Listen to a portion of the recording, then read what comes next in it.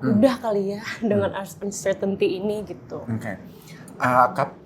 Kapan terakhir kali kamu berhadapan dengan momen itu yang barusan kamu gambarkan? This year January, aku kayak benar-benar, aduh ya Allah udah dong gitu. Iya, baru banget. Oh, boleh diceritain nggak kira-kira apa yang terjadi? Apa kita spill di sini?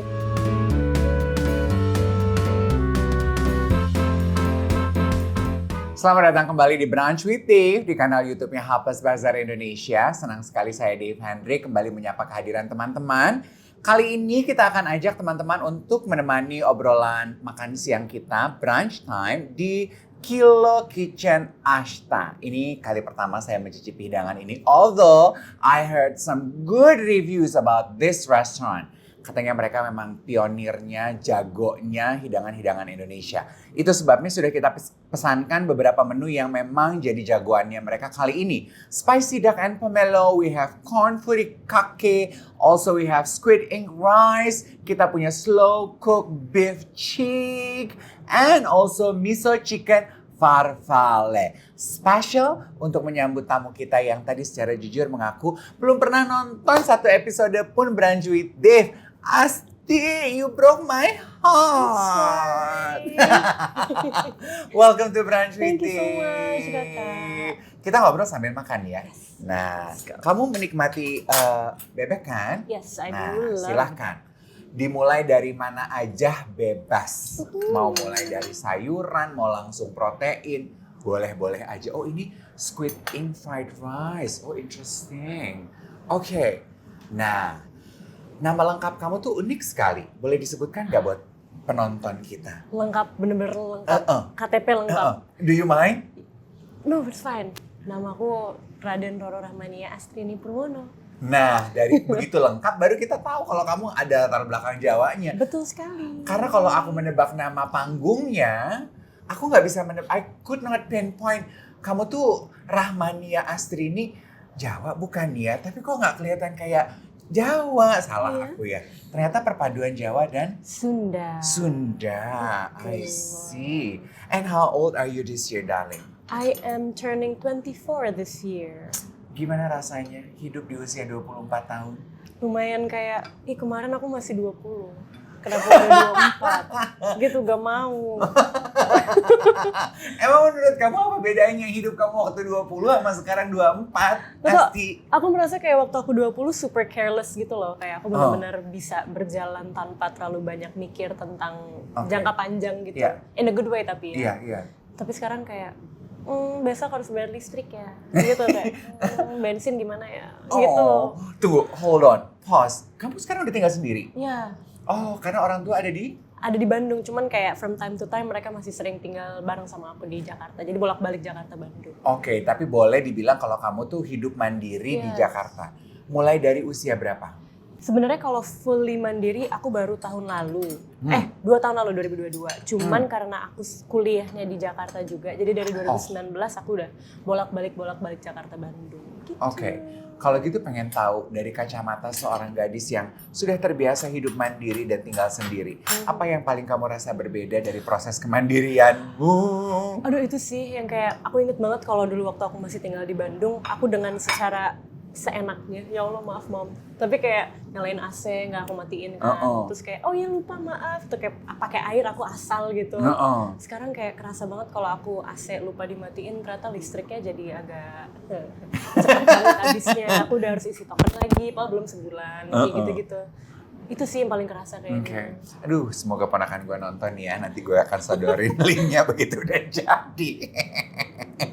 Tapi other than that, menurut kamu apa yang kamu pelajaran terbesar yang kamu dapatkan dari hidup mandiri at the very early age? Is that aku ternyata suka banget company diriku sendiri gitu. Dan this is good. Really? Aku dari tadi udah eyeing this since the moment it came. So good. And also kayak ngelakuin semua hal dengan pace-ku sendiri. Bener-bener meskipun mungkin aku udah lama banget gak nyuci baju, tapi aku kayak tau kan males kan. Jadi kayak diliatin doang. Dulu tiba-tiba udah kecuci semua, sekarang kayak oh ini udah waktunya aku ada kesadaran sendiri gitu. Tapi aku bisa ngelakuin semuanya sesuai dengan pace yang aku nyaman gitu. tanpa harus kayak, wah disuruh ini, disuruh itu gitu. Itunya Jadi, sih kayaknya. Jadi mungkin kalau dulu segala sesuatu yang kamu lakukan itu hanya berdasarkan perintah aja dari orang tua, belum ada kesadaran. Kalau sekarang sebetulnya purely dari kesadaran diri ya. Itu yang aku rasain. Ya. Dan menurut aku ya very liberating loh. Kalimat kamu melakukan segala sesuatu at your own pace, it's very luxurious. I agree. Iya kan?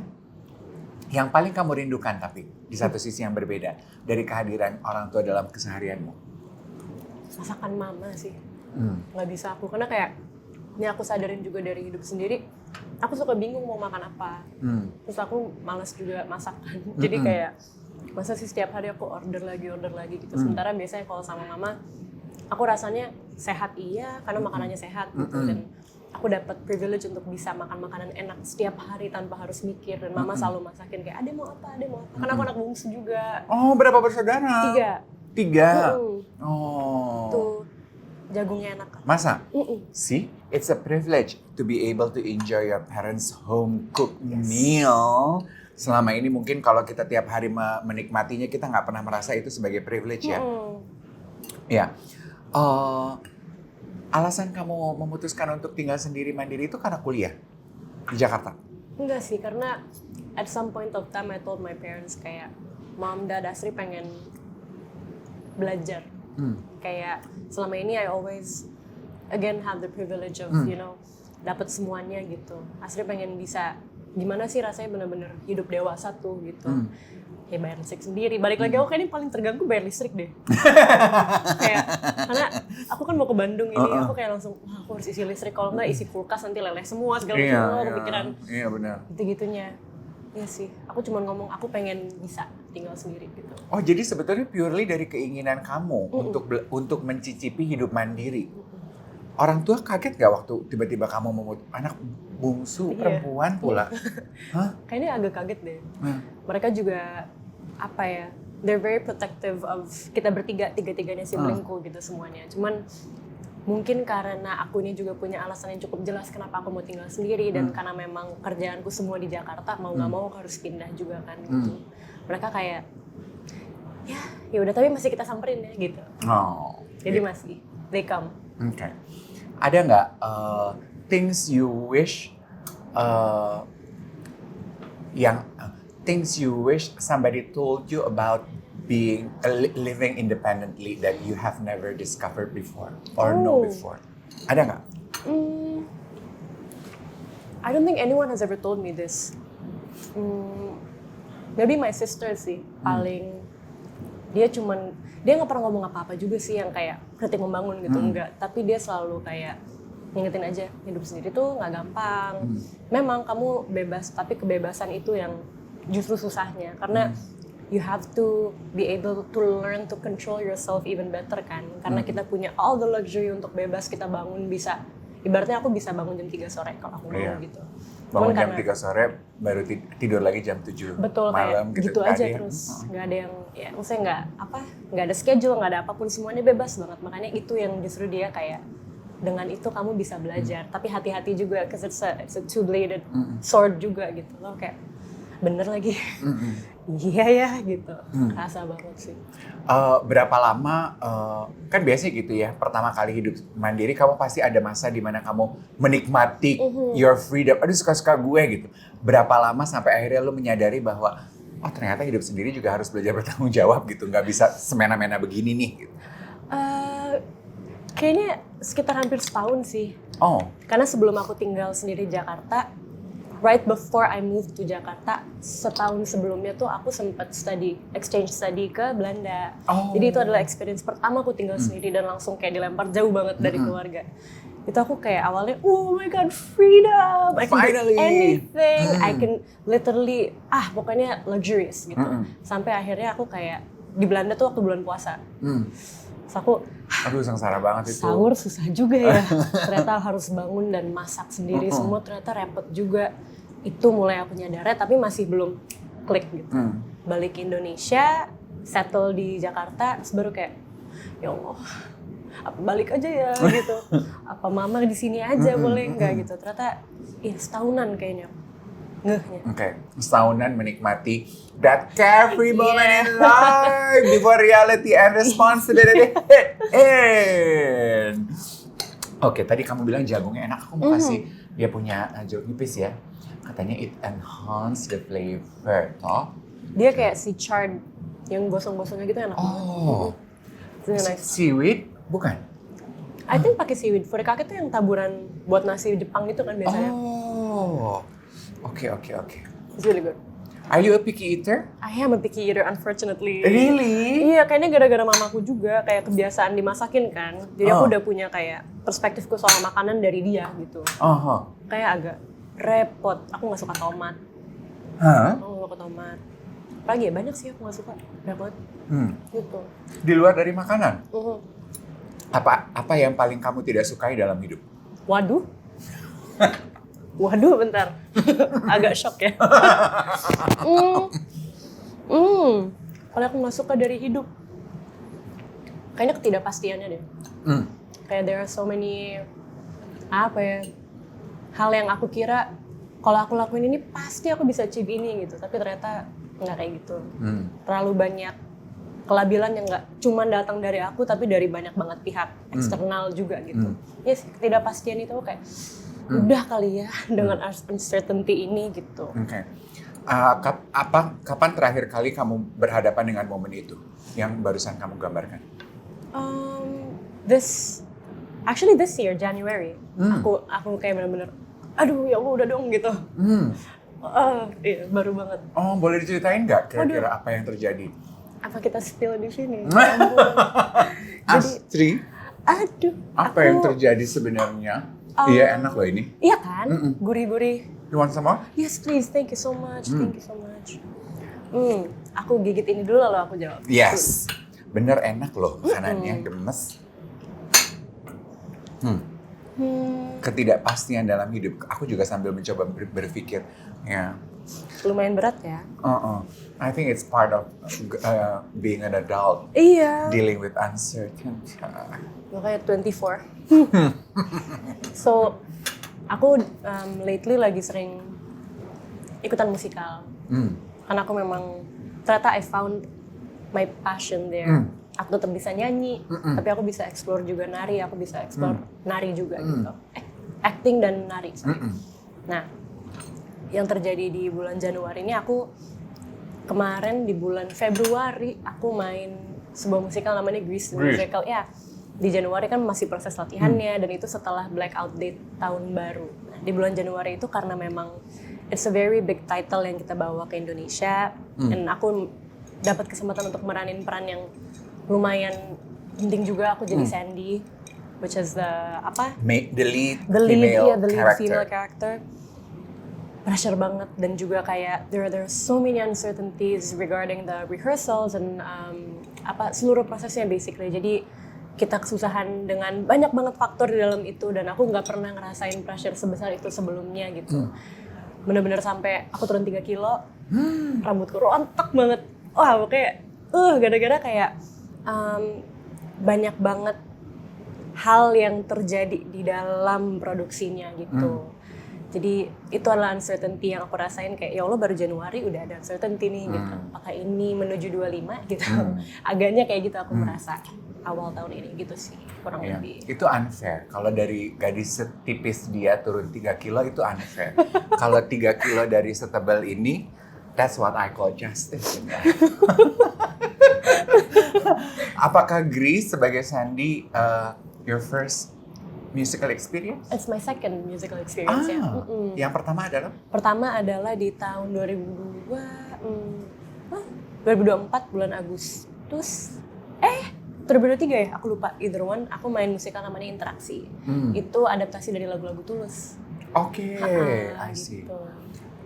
Seems that you enjoy enjoy playing in a musical. Oke, apa yang kamu dapatkan yang kamu rasa beda dari pengalaman ketika kamu sekedar membawakan lagu di atas panggung sebagai seorang penyanyi aja? Bisa membawakan sebuah peran yang itu bukan diriku sih. Itu yang sangat interestingnya dan sambil ngelakuin apa yang aku paling cintai, which is singing gitu. itu sih yang paling memorable, dan juga the friendships that come from that rehearsals. Karena kita kan latihannya pasti kayak 2 bulan, 3 bulan, intens ketemu terus-terusan. Jadi aku nemu banyak keluarga baru, teman-teman baru gitu, dan juga teman kerja baru juga. Itu sih. Okay. Ada sisi Astri yang kamu temukan all throughout the journey? Yes. Aku menyadari bahwa in the end of the day, what I love is just singing. Kayak aku kadang selalu berpikir, kenapa sih aku nggak bisa nulis lagu misalnya gitu, atau kayak aku kesulitan untuk perform atau apapun, dan aku selalu menyalahkan diriku dalam artian, ayo you have to do better, you have to asah your skills better, I never feel enough gitu. Ternyata in the end of the day, ketika aku masuk musikal, aku sadar bahwa nyanyi tuh cukup, literally nyanyinya, mau aku nyanyi apapun itu gitu loh. I love it so much gitu. Wow, that's deep. Kalau kata Wikipedia yang aku cari sebelum aku ketemu kamu, kamu juga penulis, berarti we need to update that. Yes. Sementara tadi kamu mengakui bahwa you don't write your own song? Oh, I do write my own songs, tapi kayak selalu berpikir pas nulis, ini kurang, buang, ini kurang, jadi kayak I down myself a little too much gitu, dan aku jadinya questioning apakah karena tulisanku kurang bagus sehingga orang tuh ya nggak mau dengar atau kayak gimana dan lain-lain. Tapi ternyata in the end of the day, aku nggak perlu mikirin itu karena aku sukanya ya nyanyi. Oke. Cakep tuh ya pengakuannya. Ternyata kan kadang kita suka gitu ya, kita membandingkan diri dengan orang, dengan teman.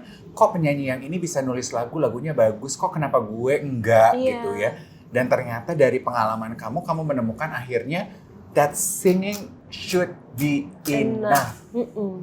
Itu sih yang aku ngeh bangetnya. Ya apalagi di era sekarang ya yang katanya bakat pekerjaan itu tidak linear. Kadang-kadang kita melihat orang melakukan and good at so many things, kita langsung jadi kayak insecure ya. Oh ternyata kok gue cuma jagonya nyanyi doang ya, kok gue cuma bisanya masak doang ya, kok kayaknya kurang beragam ya hidup gue. No, sometimes that should be enough. Yes, Tuhan titipin juga ke kita, jadi kayak cukup sih. Oke. Kamu mulai merintis perjalanan karir kamu sebagai penyanyi itu berarti dari usia? 16. Wow. Jadi dari umur 16 tahun kamu udah menyadari bahwa a singer is what you want to be? No. Oke. So when I was 16, yang justru mendorong aku untuk, ayo Astri kamu lanjutin, kamu nyanyi beneran gitu. Itu my parents. Oke. Mereka yang kayak, pertama kali aku desain sama label, aku awalnya nggak mau. Aku kayak, kayaknya masih terlalu awal deh untuk aku langsung masuk label. Aku masih kelas 2 SMA soalnya waktu itu. Terus aku mikirnya kayak, pengen main. Aku pengen nongkrong sama temen-temenku dan lain-lain. Karena kelas 2 kan bener-bener lagi erat-eratnya tuh kan sama temen-temen. Nah my parents, they told me, Astri kesempatan kayak gini nggak datang 2 kali. Kenapa nggak coba dulu aja? Ntar kalau emang kamu nggak betah, nggak suka, boleh deh. Baru kamu berhenti gitu.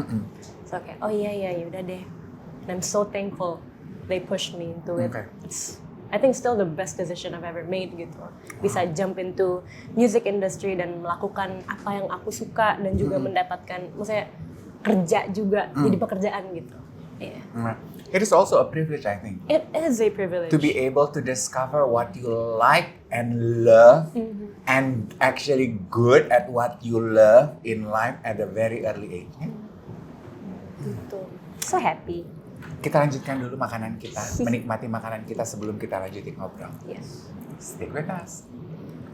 Nah, aku mau cicipin ini nasi goreng cuminya. Kamu harus cobain. Kamu tadi udah nyobain si beef chick itu, enak? Enak banget, it's so tender. Oke. Nah, mari kita bahas mengenai perjalanan awal karir kamu sebagai musisi. Wow. Your name is big on social media platform awalnya. Yeah. Karena Astri dikenal sebagai musisi yang mengcover ya. Disebutnya apa sih itu, benar kan ya? Benar kok, kayak gitu. Mengcover lagu-lagu di YouTube, di Instagram. Semenjak kapan kamu melakukan itu? Itu dari aku kayaknya sama kelas 1. Would be 2016 atau 15 akhir. Apakah kamu menyangka kalau itu akan menjadi titik awal kelahiran kamu sebagai seorang musisi atau you do it for fun? I did it for fun. Benar-benar purely karena aku malu nyanyi depan orang. And aku nyadar waktu itu Instagram tuh masih 15 detik, ingat gak? Di feeds-nya tuh 15 detik, terus cuma bisa kotak videonya kan. Jadi, dan dulu aku gak tahu cara ngerekam, jadi bener-bener muka aku zoom in banget. And 15 seconds of me singing. Karena memang purely I want to sing, I love to sing, tapi I'm too shy to sing bener-bener depan orang asli gitu. Dia udah aku nyanyi-nyanyi, pulang sekolah masih pakai seragam, atau kayak baru ganti baju atau apa gitu. Nyanyi. Nyanyi-nyanyi dan kamu posting aja gitu? Iya, aku posting aja, bener-bener random. Dan karena dulu balik lagi belum ada beban apa-apa, bener-bener habis pulang sekolah, bikin cover, nyanyi, bisa sehari upload mungkin 3. Suka-suka kamu aja Iya, gitu? suka-suka aku bener-bener gak pakai mikir gitu. Ternyata orang-orang suka, kaget aku. Bener-bener, gitu. Aku baca bahkan ibu kamu menyebut kamu sebagai penyanyi jago kandang. Iya. Karena cuma jago, cuma berani nyanyi di depan keluarga aja di rumah. Di rumah dan spesifiknya di rumah. Begitu keluar rumah tapi tetap sama keluarga, udah nggak berani dulu tuh. Oke. Berarti sebetulnya boleh dibilang bahwa Astri ini adalah termasuk musisi yang lahir, got discovered karena sosial media. Astaga. Betul. Dari upload yang cuman iseng-iseng aja, sampai kapan akhirnya momentumnya things starting to get serious for you? It's when I first released my single. Yang pertama kali banget itu after aku sign sama labelku. Itu baru kayak, waduh, kok kayaknya ini lebih skalanya agak ngegedein dikit gitu. Terus bener, aku kayak pertama kali interview, which feels so weird untuk aku gitu. Karena at that time, bener-bener di kepalaku, aku suka nyanyi, direkam, masukin YouTube, titik. Gitu, terus tiba-tiba, ya kak gimana rilis single? Dulu aja aku gak tahu kayak single. Single tuh apa? Aku taunya lagu. Aku gak tahu single tuh apa gitu. I didn't understand anything. Itu baru aku Dan kayak... kamu mungkin juga belum pernah single ya? Waduh. Selalu punya pacar jadi single, apa itu? Apa itu single? Waduh. Dia langsung minum loh. Terus. Aku agak shock sedikit. Iya kayak gitu. Itu pertama kali aku kayak serius gitu. Tapi apakah labelmu itu they found out about you because of your social performance? No. Social media performance? Social media performances, yes. Iya? Oh, berarti iya dong.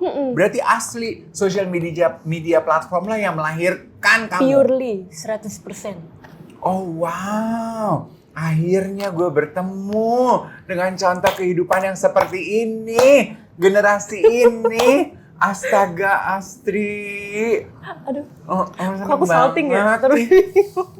Apa rasanya? Aneh. Masa? Iya. Itu kan mimpi semua orang ya, Janice ya. Itu mimpi lo, gue, and all of our peers in social media. Yang berprinsip bahwa social media itu bisa menjadi platform lo untuk melahirkan karya-karya lo. Makanya we kept on posting things that we somehow pray gitu. Akan menjadi titik awal perjalanan kehidupan baru kita. Sementara lu kayak dia. Aduh. Contoh suksesnya. Jadi aku pengen tahu rasanya kayak apa. It's very interesting sih. Karena memang aneh banget, apalagi pada masa itu Instagram balik lagi masih jadul banget kan. Dan orang tuh purely pakai untuk nge-share kehidupan mereka sehari-hari gitu. Dan kehidupan sehari-hariku nyanyi toh, makanya aku share gitu. Terus tiba-tiba, kok ini bisa nyampe ke misalnya dulu, nyampe ke Jakarta, kan aku tinggal di Bandung, kan nggak ngerti ya dulu. Terus kayak, ini ada orang ini, aku di DM ini apa? Terus tiba-tiba dihubungin sama labelku, tiba-tiba manggung. Tahu kayak, manggung, nyanyi lagu apa, masih bingung dan everything gitu. So, it's very interesting, tapi above all, it's amazing. Aku nggak bisa bohong juga gitu, bener-bener seru. Oke. Apakah kamu tersinggung kalau orang melabeli, give you a title bahwa artis sosial media nih? Enggak sih. Karena kayak tetap aku nggak bisa pungkiri memang dari situ munculnya. That's authenticity, I think. It's fine. Menurut kamu, apakah kehadiran sosial media mengubah lanskap musik Indonesia? Yes. Kayak in what way? Gila, aku nggak memberikan kesempatan dia ngunyah. It's fine. Asli. Kita kasih kunyah satu dulu ya. Iya benar. Beef chick. Mhm. Coba Oke, nggak perlu langsung buru-buru dijawab. Aku kalau ngomong, kalau kesenangan ngomongnya memang bererot. Kita cobain ya beef chicknya ya. Tuh. Sebelum kamu pulang, Astri mau pulang ke Bandung karena katanya dia punya tradisi sebelum puasa, karena syuting ini dilakukan beberapa hari sebelum puasa. Dia bilang pas puasa munggahan. Jadi dia punya tradisi makan keluarga besar gitu kan. Tuh, gua ngoceh supaya lu bisa ngunyah. Terima kasih. Enak kan? The sauce is really good. I like it.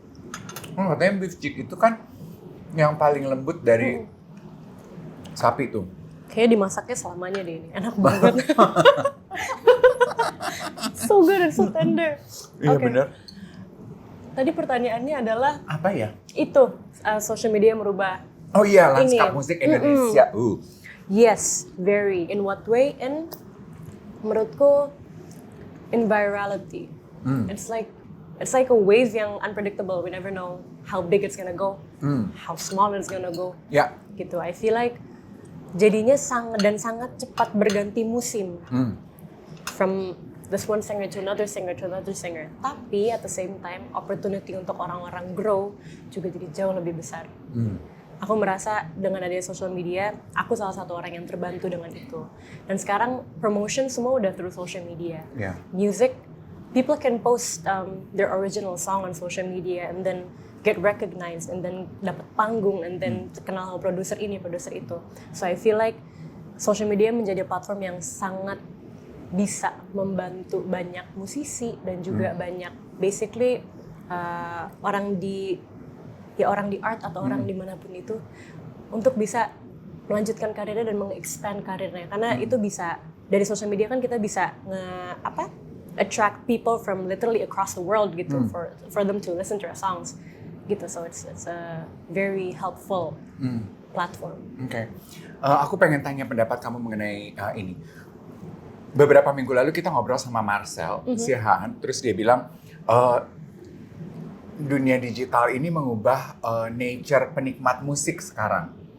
Kalau zaman nggak mau pakai kata dulu, zaman ia memulai karir beberapa waktu silam, kan katanya bikin lagu ballads itu 3-4 menit. Kalau sekarang katanya senengnya orang tuh time span perhatian orang penikmat musik true ya? Betul. Golden hour mereka menikmati sosial media. Di bawah 3 menit lagunya sekarang. Yes, katanya. Jadi lagu 3 menit itu harus bisa dipotong-potong jadi 1 menit 1 menit. Yang 1 menitnya itu harus bisa dinikmati utuh. That's a lot of work, even for us the listener. Do you feel that too? I do. So bener yang kata Kak Marcel. Lu gak enak pasti mau manggil Om. Attention span orang sekarang udah sangat pendek. Iya itu. And through social media, can I say this social media? Yeah. Like through TikTok gitu. Yeah. Yang bahkan aku sendiri pun sadari, aku lumayan kayak skip. Bagian ada yang memang quote and quote, ya I hate to admit it, tapi clickbait atau bener-bener kayak it hooks the song bener-bener, wah ini nih gitu, as in sangat catchy. Jadinya aku stay. Maka dari itu kayak even me dalam pembuatan lagu yang biasanya aku personally kalau nulis lagu sendiri bisa 3 menit lebih gitu lagunya, tanpa belum masuk production ya. Ketika masuk production, aku dan timku benar-benar muter otak gimana caranya. Nggak, kita harus kesel juga sih, tapi kayak at the same time gimana lagi, kita harus bisa menciptakan TikTok cut, kayak a 1 minute TikTok cut. That's what they call it. You guys call it a TikTok cut. Kayak Okay. 1 minute TikTok cut, 30 seconds TikTok cut yang kayak ya ini bakal kemakan gitu. Which is sad sebenarnya, karena I really miss the times where people just create without thinking. Because sometimes when that happens, when people create without thinking, hasilnya jauh lebih bukan lebih bagus, tapi lebih you can feel it gitu. Bisa kerasa ini pakai hati banget tanpa ada unsur bisnis, unsur apapun gitu. But now I feel like everyone is trying their best untuk bisa sukses juga kan. Aku pun begitu gitu loh. tapi si esensi utamanya yang dari hati itu jadinya agak ngurang menurut aku. Oke. Oh my god. Oh my god, do not cancel me. Tapi kamu reflect back on your karya gitu, on your works, how do you find the balance then? To be able to market it on TikTok, to be able to have an interesting karya yang kemakan, TikTok cut yang menarik, tapi juga tetap datangnya dari hati. Iya tuh. Aku tetap nulisnya base-nya purely tanpa mikir. Oke. And then I bring it up to my team. Oke. And then we discuss together. Gitu sih jatuhnya. Lebih kayak, oke, ini udah ada nih kanvasnya. Kita tinggal tambahin. Ini kanvasku, aku udah kasih warna biru sama ungu, mau dikasih apa lagi. Kayaknya harus agak kita tone down dikit deh, Tri, biar bisa lebih kayak dikasihin benang merahnya gitu sih sama timku. Gitu. Wow, itu insight yang menarik ya. Sebagai seniman, kalian bertanggung jawab terhadap karya yang kalian lahirkan. That comes from the heart. Yes. Jadi kamu memberikan karya di atas kanvas, nanti biar timmu yang punya mata, oh ini kayaknya kalau di dunia sosial sekarang bagusnya begini nih. Yes. Tapi kamu tidak mengalter karya kamu hanya for the sake of to be able to market it now gitu ya. Oh. Tadi pagi sebelum ketemu Astrid di sini, aku mendengarkan lagu Pilihlah Aku yang kamu buat.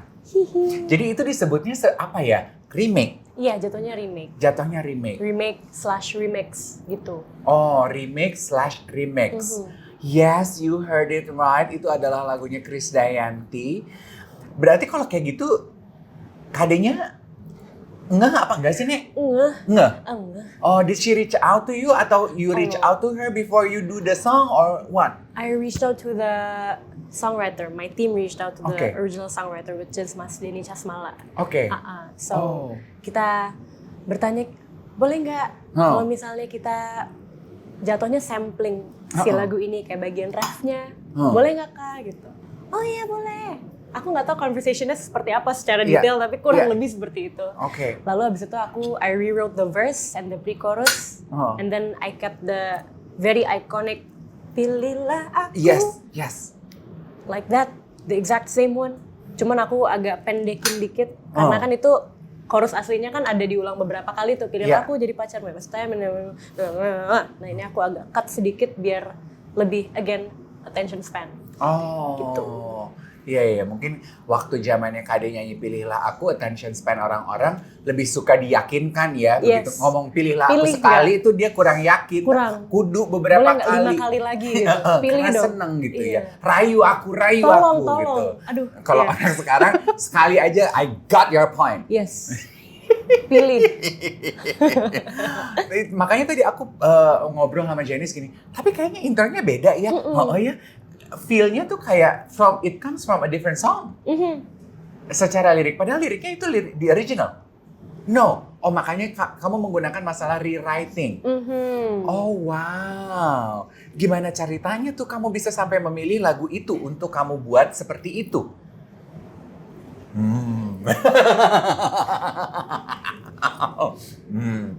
Enjoy Dijik ya. Kamu belum nyobain bebeknya loh. Oh iya bener, ini udah aku ambil, belum aku makan dari tadi. Aku ke-distract sama jagung. Ini bebek bebek and pomelo. Jadi bebeknya udah disuir gitu. Oke. Ya. Dikit lagi habis Kak. Nggak apa-apa. Diam aja dulu. Ini udah belum? Belum. This is also good. Aku mau ambil cuminya aja ya. Kamu nggak makan nasi? Makan, tapi I think it's too early to eat rice.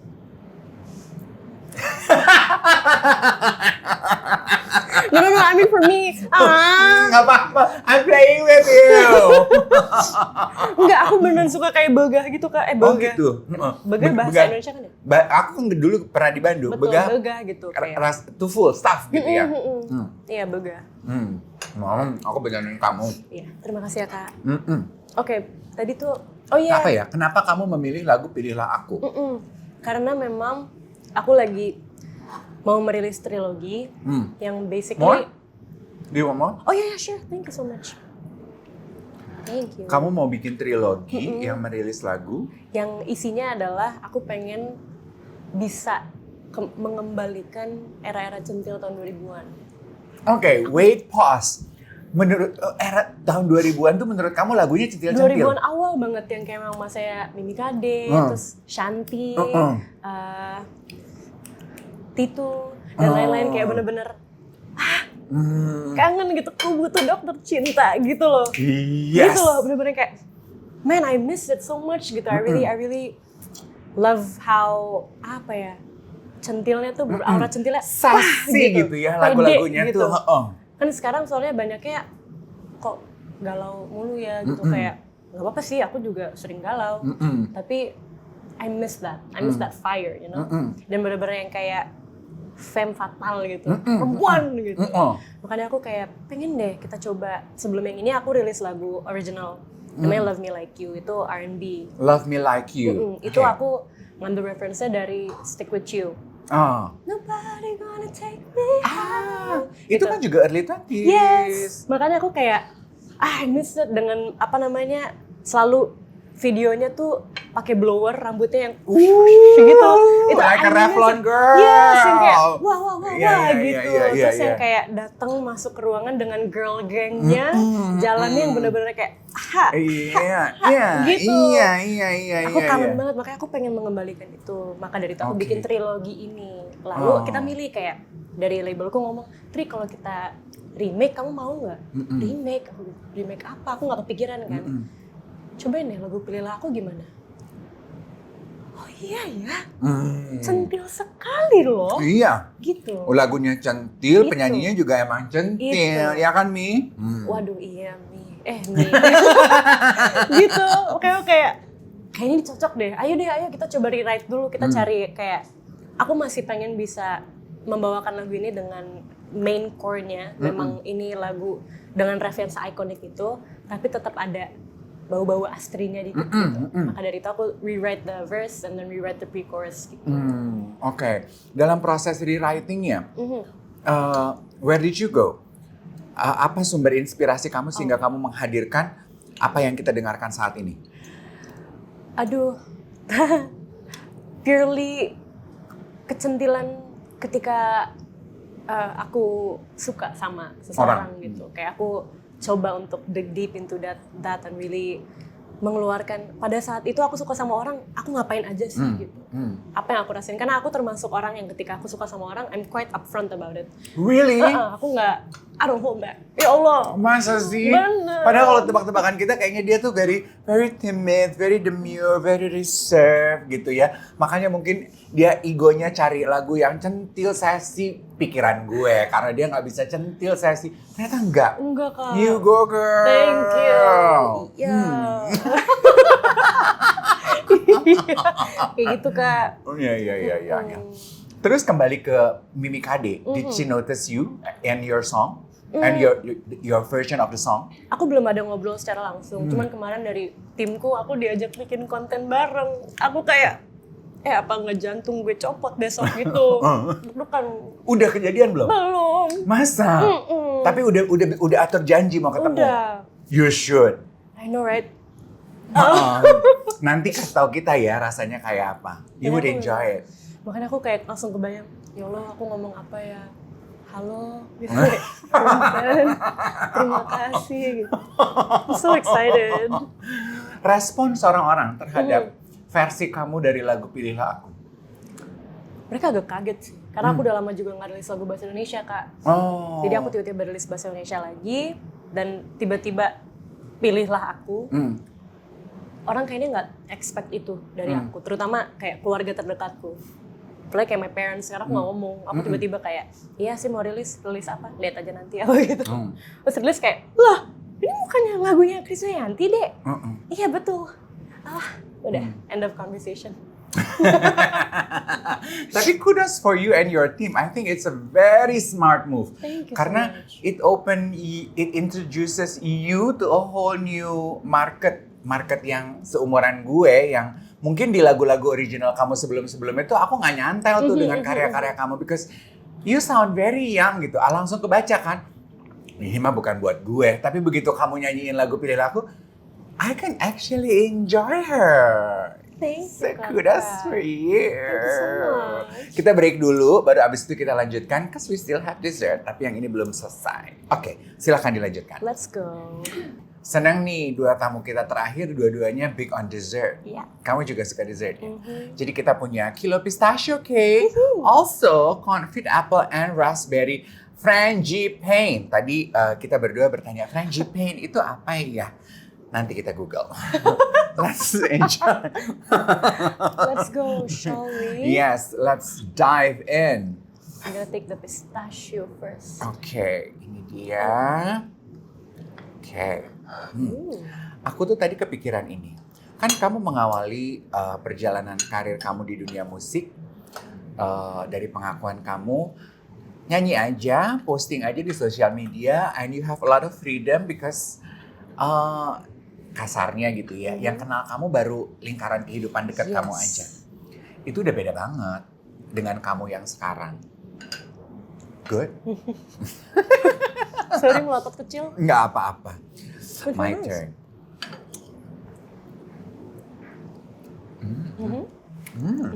Ini fresh. Let's try. Love. Aduh, ini enak. Ada vanilla, apple, sama raspberry.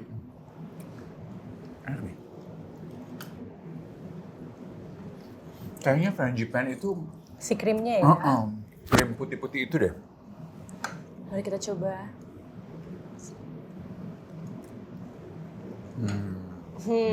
Ya? Nice ya? It's a little cinnamony juga ya. Iya. So good. Ya? Itu ada vanilla beans-nya tuh. Tadi apa ya? Itu dia Kak, apa ya? Kita ke distract dengan enaknya makanan ini. Oh iya benar. Setelah kamu sekarang jauh lebih dikenal orang, apakah kamu memilah dengan baik apa yang kamu tampilkan di sosial media saat ini? Enggak lagi. No. Aku kayak memang dari dulu juga nggak terlalu banyak posting yang aneh-aneh juga sih. Jadi tapi aku suka banget sharing my rawest side to people and just like I love being completely honest on social media gitu. Really? Kayak I would literally post myself without makeup and I have really bad pimples gitu dan aku nggak, I have zero cares gitu. Karena memang I want to tell people juga ya, as much as social media is fake and it's untuk all the peres-peres, tapi ya I need to stay true to myself untuk jadi baik untuk aku atau untuk orang yang lihat aku juga. I want them to see me sepenuhnya Astri aja gitu, tanpa banyak embel ana ini itu gitu. Berusaha mempertahankan kejujuran diri kamu berarti di sosial media ya. Pengen tahu deh pendapat kamu sebagai Gen Z. Yes. Mengenai budaya flexing. Ya kita nggak pernah nanya sama tamu kita yang Z. Do you enjoy it? Apakah kamu nggak suka apa nggak suka, atau you don't care, atau you feel impartial about it? What? I don't do it personally, tapi untuk orang-orang yang ngelakuin ya you do you, it's your, it's your money. Kamu berhasil mendapatkan apa yang kamu inginkan di kehidupanmu, kamu ingin sharing itu karena kamu bangga, silakan. Aku nggak masalah. Cuman ya memang mungkin kita ngelihatnya kadang kenapa gini banget ya gitu mungkin. Cuma ya silakan.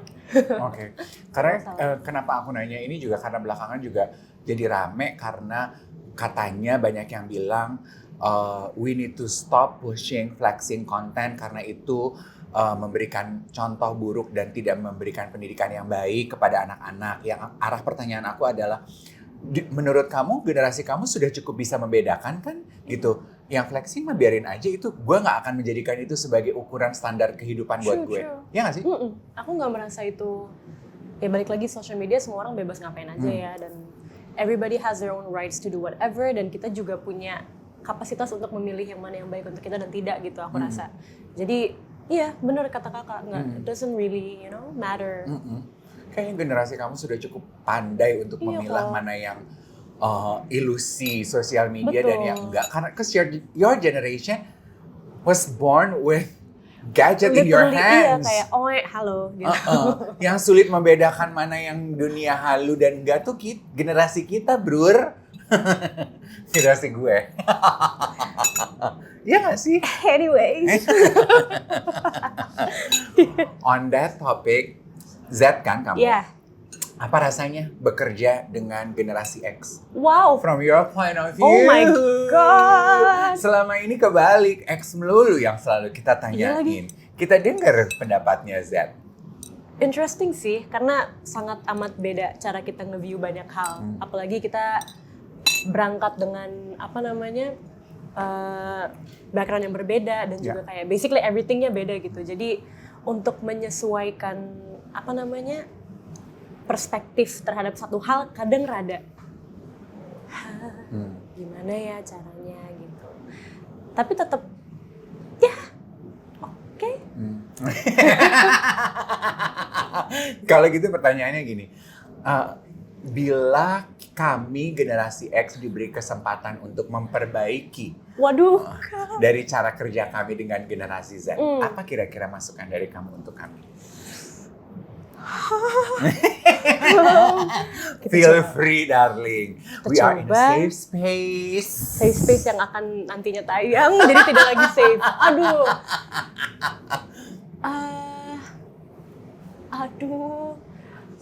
Mungkin rasa supaya kita juga punya ada improvement gitu loh. Sedikit. Iya, sedikit. Sudah bercoba sedikit. Iya. Bentar.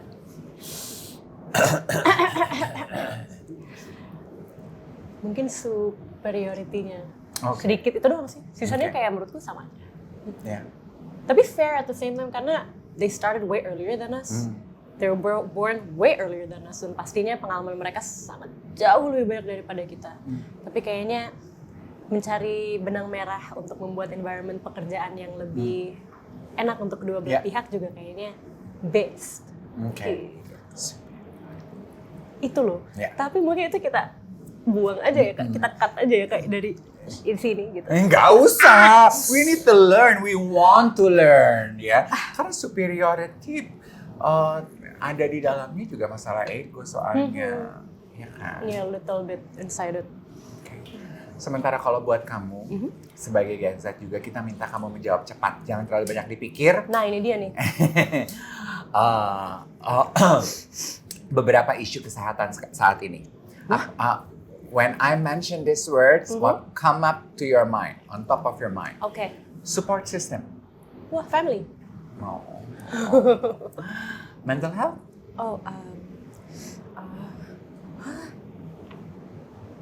Tough. Okay. Insecurities. Everywhere. Self-care. Important. Krisdayanti. Pilihlah aku.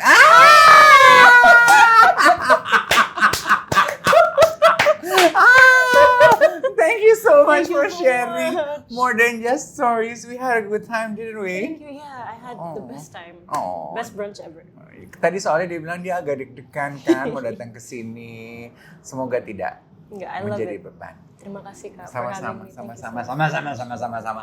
Astri, Kilo Kitchen, teman-teman yang menyaksikan, terima kasih banyak untuk kebersamaan 1 jam ini. Kita ketemu lagi di episode Brunch with Dave berikutnya. Bye everyone.